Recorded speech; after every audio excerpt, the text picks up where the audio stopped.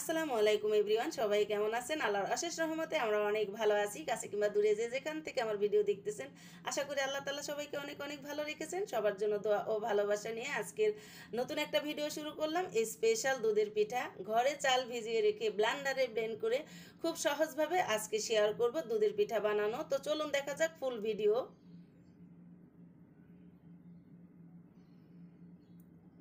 বিসমিল্লাহ বলে আমি রেসিপিটা শুরু করতেছি। আমি গরুর দুধ গ্রাম থেকে এনেছি। সবসময় আমি গ্রাম থেকে দুধ নিয়ে আসি, আর এই গরুর দুধ দিয়ে আমি রেসিপি তৈরি করি। পিঠা বলেন, ফিরনি বলেন, সব ধরনের ডেজার্ট আমি গরুর দুধ দিয়ে করে থাকি।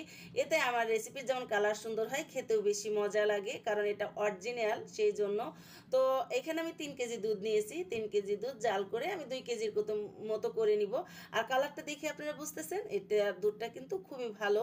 আর আমরা সবসময় এরকম করেই আমি বাড়ি থেকে দুধ নিয়ে এসে আমি পিঠা বানাই। এটা অনেক ভালো লাগে। আর আমি এখানে গুড় জাল করে নিচ্ছি। মিষ্টিটা আপনারা কম বেশি করে দিতে পারবেন, অর্থাৎ গুড় কেটে আমি ছোট ছোট করে এখানে জাল করে নিয়েছি। আর এটা আমি ঠান্ডা করে নিব। অলরেডি গুড় জাল করা হয়েছে, আমি ঠান্ডা করতে দিলাম। আর এই ফাঁকে আমি দুধটা মিনিমাম আধা ঘন্টা জাল করে নিব। দুধ যত ভালো জাল করবেন আপনার রেসিপি ততটাই মজা হবে খেতে। তো এটা আমি 15 মিনিট জাল করার পরে এখানে আমি কিছু মশলা দিব। তো চলুন দেখা যাক কি কি মশলা দিই। আমি এখানে 3টা তেজপাতা, 5টা সাদা এলাচ দিয়েছি, 2 টুকরা দারচিনি, স্বাদ মতো লবণ দিয়েছি। মিষ্টি জিনিসে একটু লবণ দিলে এটা টেস্টটা দ্বিগুণ হয়ে যায়। আর যে কোনো পিঠাতে কিন্তু একটু লবণ দিতে হয়। আর আপনারা ফিরনি, তারপর পায়েস, এই জাতীয় খাবারগুলোতে আমি সামান্য 1 চিমটি পরিমাণ দিই। এখানে কিন্তু একটু বেশি দিয়েছি, কারণ এটা পিঠা, এটাতে লবণ কম হলে খেতে একদমই ভালো লাগবে না। তো আমি আমি মশলা দেওয়ার পরেও কিন্তু এটা প্রায় আরও 10-15 মিনিট জাল করে নিব। টোটাল আমি আধা ঘন্টা দুধটা জাল করে নিব। 3 কেজি দুধ জাল করে আমি 2 কেজির মতো করে নিব। আপনারা জাল করার পরে দেখবেন দুধের কালারটা কত সুন্দর হয়েছে। তো এটা অলরেডি আমার আধা ঘন্টা জাল করা হয়ে গেছে। এবার চুলার হিটটা বন্ধ করে দিয়েছি। উপরে কিন্তু অলরেডি ঘি ভেসে উঠেছে। আর এই গরুর দুধের যে কোনো রেসিপি করলে এরকম উপরের শটটা বেশ মোটা হয়, দেখতে অনেক ভালো লাগে। তবে আমি একটু পরপর শটটা ভেঙে দিই, তাহলে ফুল রেসিপিটার টেস্টটা অনেক ভালো আসে। আর সর উপরে জমে গেলে এই শটটা কিন্তু ফুল টেস্টটা উপরে উঠে যায়। তো আমি এই জন্য একটু নেড়ে চেড়ে দিই। আর এই তো গুড় তো জাল করে ঠান্ডা করে নিয়েছি, দুধটাও ঠান্ডা করে নিব। কিছুটা টাইম আমি একটু নাড়াচাড়া করে নিচ্ছি যেন ঠান্ডা হয়ে যায়। আর আমি 3 পোয়া চাল আগের দিন রাতে ভিজিয়ে রেখেছি, অর্থাৎ 8-9 ঘন্টা আমি এই চালটা ভিজিয়ে রেখেছি। এবার ব্লেন্ডারে ব্লেন্ড করে নিচ্ছি। অল্প পানি দিয়ে এটা ব্লেন্ডারে ব্লেন্ড করে নিব। আর আপনারা চাল যত বেশি টাইম ভিজিয়ে রাখবেন এটা ততটাই স্মুথ হবে এই পিঠা আর বেটারটা। তো আমি ব্লেন্ডারে প্রথম 1 জগ ব্লেন্ড করে নিলাম। এবার দ্বিতীয়বার দিয়ে দিব। আমি একটু ঘনত্বটা দেখাচ্ছি এরকমভাবে। তবে প্রথমে ব্লেন্ড করার টাইমে পানিটা একটু কম দিবেন, লাগলে আপনারা পরে পানি দিতে পারবেন। প্রথমে পানি বেশি হয়ে গেলে সেই পিঠা কিন্তু পারফেক্ট হবে না। আমি ম্যানেজমেন্ট জগে ঢেলে নিচ্ছি, এবার বাকিগুলা দিয়ে দিব। আর আমি আবারও একটু নেড়ে দেখছি, এটা একদম পারফেক্ট হয়েছে। বাকি চালটাও আমি ব্লেন্ডারে জারে দিয়ে এটা ব্লেন্ড করে নিব। হয়ে গেল আমার সবগুলা ব্লেন্ড করা। আবার স্বাদ মতো লবণ দিয়ে দিলাম। আমি চাইলে কিন্তু ব্লেন্ডার করার টাইমেও লবণটা দিতে পারতাম, তো চাইলে আপনারা দিতে পারবেন। আমি যে শেষের দিকে দিয়ে আবার কিছুটা টাইম এভাবে নাড়াচাড়া করে নিব। এতে কি হবে, এটা আঠালো একটা ভাব হবে, ভিতরটা একটু ফেনা ফেনা হবে, পিঠাটার বাবলটা বেশি সুন্দর হবে। আর এটা গোলানো হয়ে গেছে। এবার আমি ফাইনালি দুধের মধ্যে গুড় মিলাবো। তো একটু দেখাচ্ছি, আমি ব্লেন্ডার করতে করতে এখানে সরগুলা কিন্তু জমে গেছে, উপরটা একদম হলুদের মতো হয়ে গেছে। তো আমি সরটা ভেঙে দিব। দুধটা আগে দিয়ে নিই, তারপরে আস্তে আস্তে নেড়ে চেড়ে আমি সরটা ভেঙে দিব। আর গুড় কালারটাও যেমন সুন্দর, ফ্লেভারটাও খুবই ভালো। এই গুড় আমি এনেছি হচ্ছে নওগাঁ থেকে। আর নওগাঁর গুড়গুলা এটা অরিজিনাল গুড়। আমি আমার ভাগ্নে আমাকে দিয়েছে, খুবই সুন্দর ফ্লেভার আসতেছে, কালারটাও কিন্তু খুব সুন্দর হয়েছে। এবার এটা আমি পাশে রেখে দিয়ে পিঠাগুলা ভেজে নিব।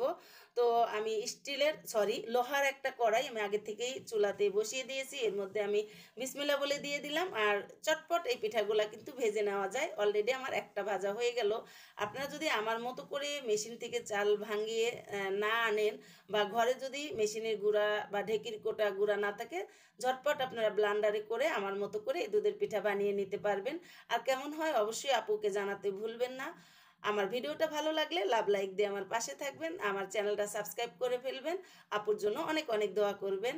তো আমার অলরেডি কয়েকটা পিঠা কিন্তু বানানো হয়ে গেছে। আর পারফেক্ট পিঠা যদি আপনারা বানাতে চান তাহলে অবশ্যই চালের গুঁড়াটা ভালো করে গলিয়ে নিতে হবে।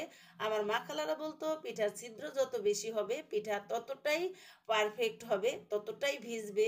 তো কথাগুলো সবসময় মাথায় রাখি এবং চেষ্টা করি মা খালাদের মতো। আলহামদুলিল্লাহ আলহামদুলিল্লাহ অনেক অনেক ভালো হয়। এটার জন্য আল্লাহর কাছে লাখো লাখো শুক্রিয়া আদায় করি। আর একদম শেষের পিঠাটা একটু কাছে থেকে দেখাই, শেষেরটা কিন্তু সবচেয়ে ভালো হয়েছে, অর্থাৎ অসংখ্য অসংখ্য ছিদ্র হয়েছে। আর আমি পিছনটা দেখাচ্ছি, এরকম সাদা হবে। এটা যদি পিছন সাইডে কালো হয়ে যায় তাহলে দুধে ভেজানোর পরে দুধটাও কিন্তু কালো হয়ে যাবে, সেই ক্ষেত্রে খাওয়ার টাইমে দুধটা কালো কালো লাগবে, দেখতে ভালো লাগবে না। তো আপনারা অবশ্যই চেষ্টা করবেন পিঠা ভাজার টাইমে পিঠার পিছন সাইডটা যেন একদম সুন্দর কালার থাকে। তো আমি সবগুলাই দিয়েছি। এবার আমি কিছুটা টাইম এভাবে মুখটা খোলা রাখবো, হালকা একটু ঠান্ডা হওয়ার পর্যন্ত। কিছুটা ঠান্ডা হয়ে গেলে ঢাকনা দিয়ে ঢেকে রাখবো। আমি রাতে পিঠাগুলো বানিয়েছি, পরের দিন সকালে আমি আপনাদের দেখাবো পিঠাগুলো কতটা পারফেক্ট হয়েছে। আর অলরেডি পিঠা দেওয়ার সঙ্গে সঙ্গে কিন্তু পিঠাগুলো বেশ একটু বড় হয়েছে আর ভিতরটা অনেক ভারী হয়ে গেছে, অর্থাৎ রসে ভিতরে টয়টুম্বুর হয়ে গেছে।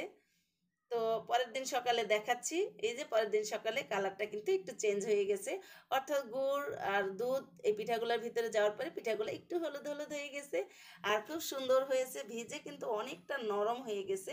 আমি আস্তে আস্তে উঠায় আপনাদের দেখাচ্ছি। তবে বেশি নরম হয়ে গেলে না মেহমানের সামনে দেওয়া যায় না, তখন পিঠাগুলো উঠাতে উঠাতে ভেঙে যায়।